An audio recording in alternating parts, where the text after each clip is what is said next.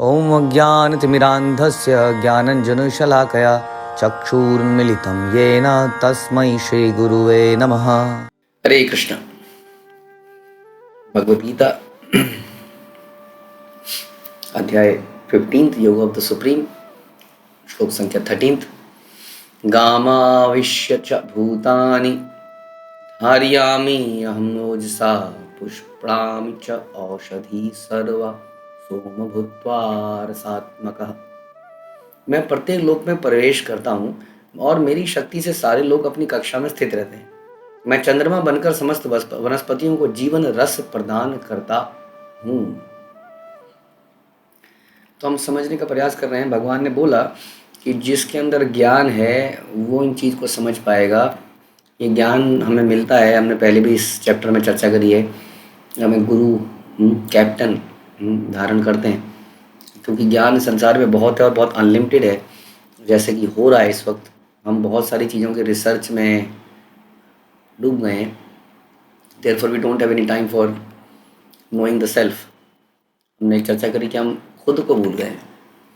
तो जो ज्ञान, सही ज्ञान लेता है अगर आध्यात्मिक गुरु से, अपने बारे में इंक्वायरी करता है, भगवान के बारे में इंक्वायरी करता है, उसको भगवान के इन लक्षणों का, इन शक्तियों का पता चलता है और फिर वो भगवान को इस भाव से पूछता है। तो हमने चर्चा करी थी कि बड़ा ज़रूरी है कि भगवान को उनका वी शुड नो कि हु इज़ गॉड, क्या उनकी शक्तियाँ हैं, क्योंकि ये पता लगने पर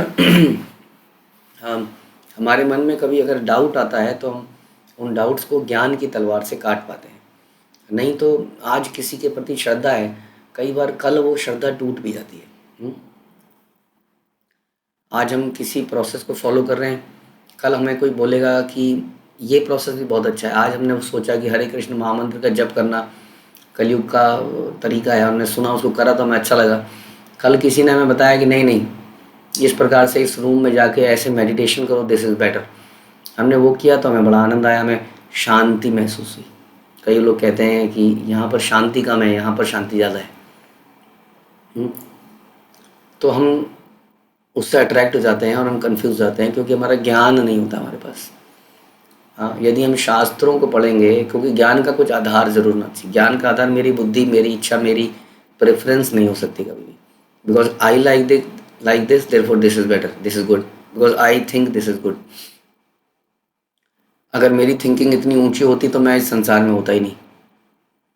इस संसार में वही लोग हैं जो बुरा लगता है हम सबको, लेकिन जो बुद्धिमान नहीं है, राइट? क्यों? तभी तो हम इस संसार में आए।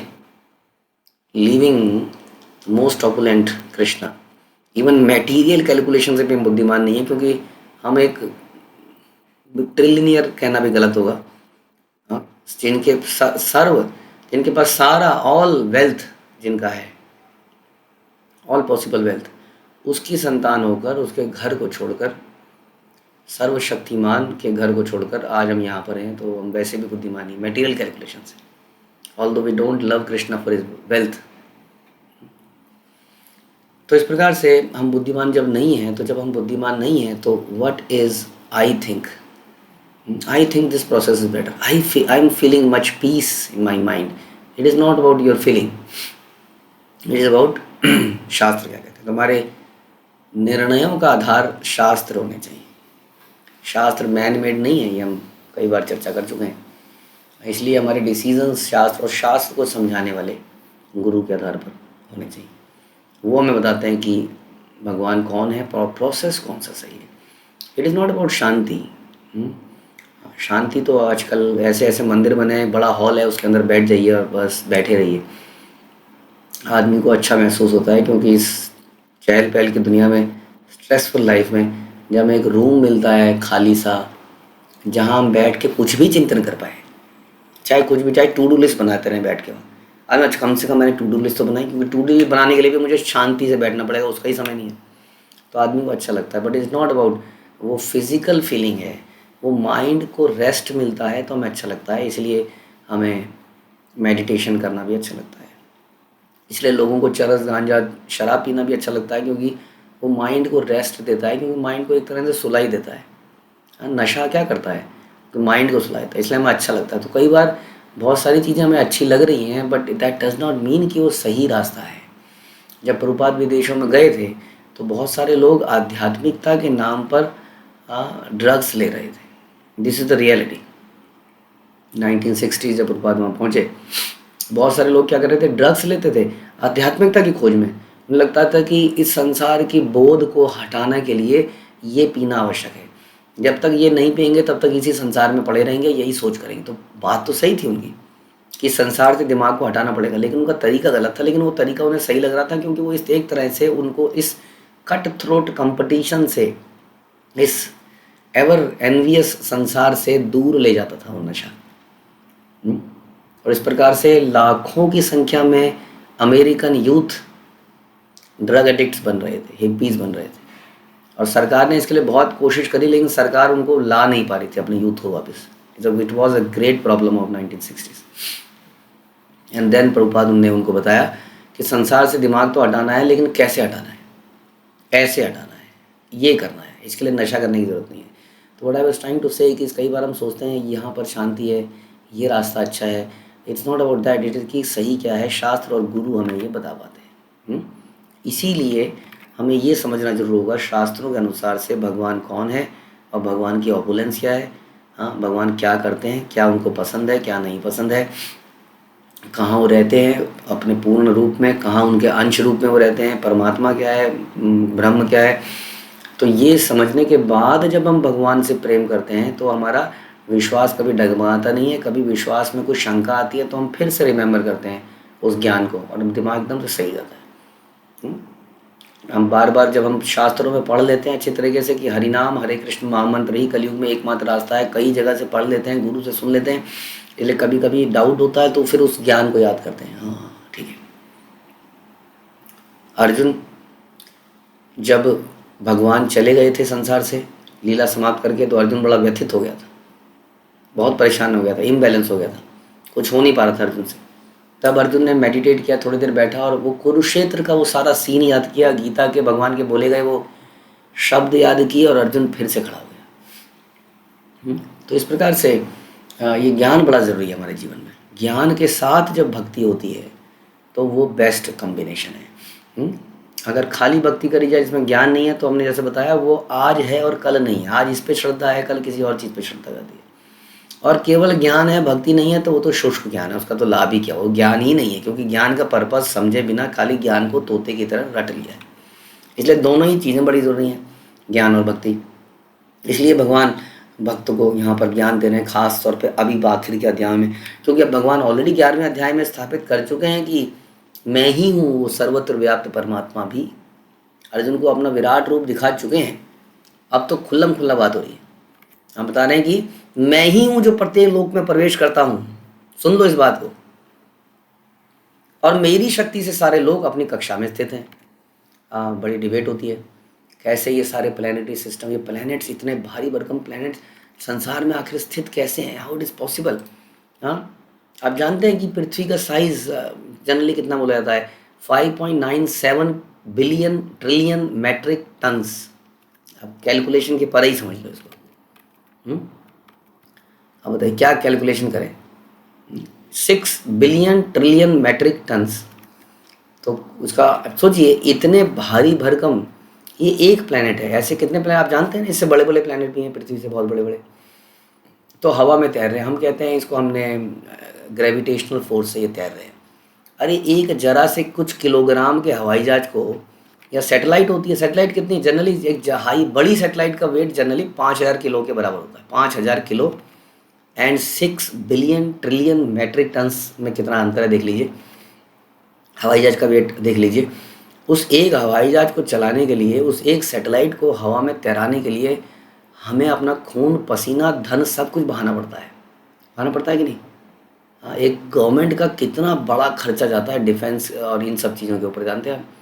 एक एक सैटेलाइट को ऊपर भेजने के लिए कई सालों की प्लानिंग होती है, कई सारे साइंटिस्ट कंटिन्यूसली वर्क करते हैं, तब एक सैटेलाइट को शूट किया जाता है, उसके बाद उसको कंटिन्यूसली मॉनिटर किया जाता है। एक जरा सी सैटेलाइट 5000 किलो,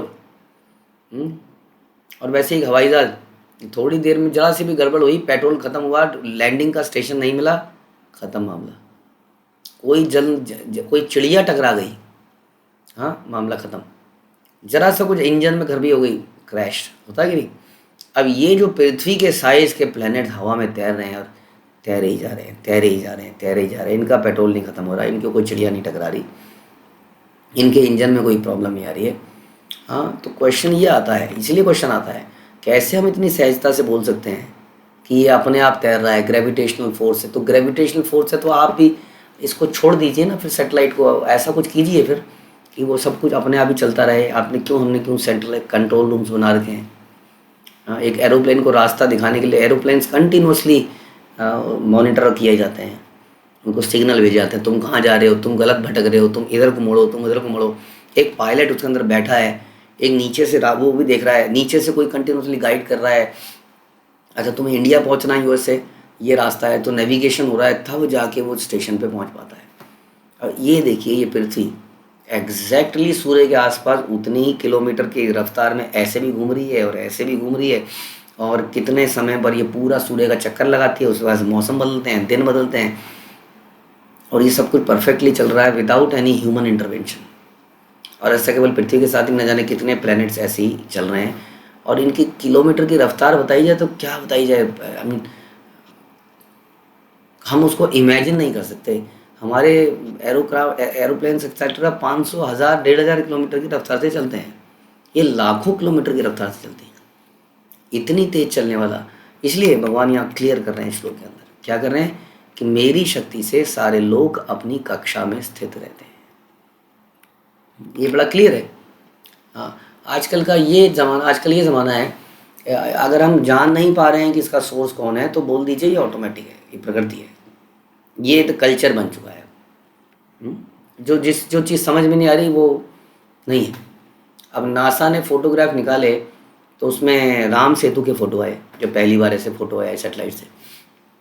लोग तो खुश हो गए, लोगों ने कहा देखो देखो देखो देखो राम सेतु, देखो राम सेतु, देखो राम सेतु, और चारों तरफ ये फैल गया। ऐसा लगा कि नासा ने इसको सपोर्ट कर दिया, तो नासा ने फटाफट एक नोट निकाला, नो नो नो, हमारा मतलब ये नहीं है कि ये राम सेतु है, हमने तो फ़ोटो निकाली है।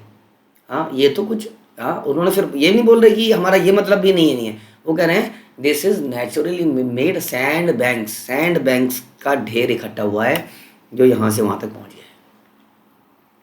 जब आपको ये नहीं पता कि ये राम सेतु है, तो आपको ये भी तो नहीं पता कि ये राम सेतु नहीं है, तो आप ये कैसे कह सकते हैं कि ये नेचुरली मेड साइन, ये कैसे, जब आप ये नहीं प्रूव कर पाए, चलो आप ये नहीं प्रूव कर पा रहे कि ये मैन मेड है, तो आप ये कैसे प्रूव कर पा रहे हैं कि ये नहीं है? इतना श्योरली आप कैसे कह सकते हैं? अभी तो आपने फ़ोटो खींची है बस। और इस पर तो कितने विवाद, कितनी चर्चाएं हो सकती हैं, न जाने कितनी चर्चाएं। हाँ, इसका हम चाहते हैं कि संसार को एक खुलासे होने चाहिए, कैसे संसार को बदलाया जा रहा है। इतने हजारों करोड़ लाखों साल पहले लिखा गया एक ग्रंथ का, कहाँ उसके पास सैटेलाइट व्यू था उसमें देखने के लिए कि रामेश्वर से श्रीलंका के बीच में एक ऐसा सैंड बैंक भी होगा। तो मैं अपनी किताब में लिख देता हूँ, बाद में लोग पढ़ेंगे तो उन्हें पता चलेगा, तो मेरे पर बिलीव करेंगे। कहाँ पे था ये ट्रैवल सिस्टम उस वक्त?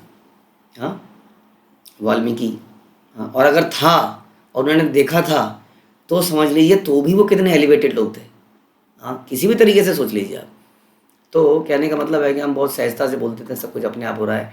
भगवान गीता में बहुत क्लियरली लिखते हैं कि मेरी शक्ति से सारे लोग अपनी कक्षा में स्थित हैं, मैं चंद्रमा बनकर समस्त वनस्पतियों को जीवन रस प्रदान करता हूँ। ये हमने पिछले श्लोक में भी चर्चा करा था। विदाउट एनी चार्ज, हमसे सरकार चार्ज करती है जरा से भी बिजली हम यूज़ करते हैं तो। हाँ, अब भगवान एक, हाँ, हॉट बल्ब, एक कोल्ड बल्ब, नाइट बल्ब, भगवान ने दोनों दे रखे हैं और दोनों फ्री ऑफ चार्ज। इसका चार्ज केवल ये है कि हम भगवान के आगे प्रणाम करें, भगवान को नमस्कार करें। और यही भगवान कहते हैं कि क्या करो, कि मुझे नमस्कार करो, मेरी शरण में आओ, मेरी पूजा करो, बस इतना करना गीता का सार है। क्योंकि पिता, हमारे पिता इतने से ही प्रसन्न रहते हैं। हरे कृष्ण। श्रील प्रभुपाद की जय, भगवद गीता की जय।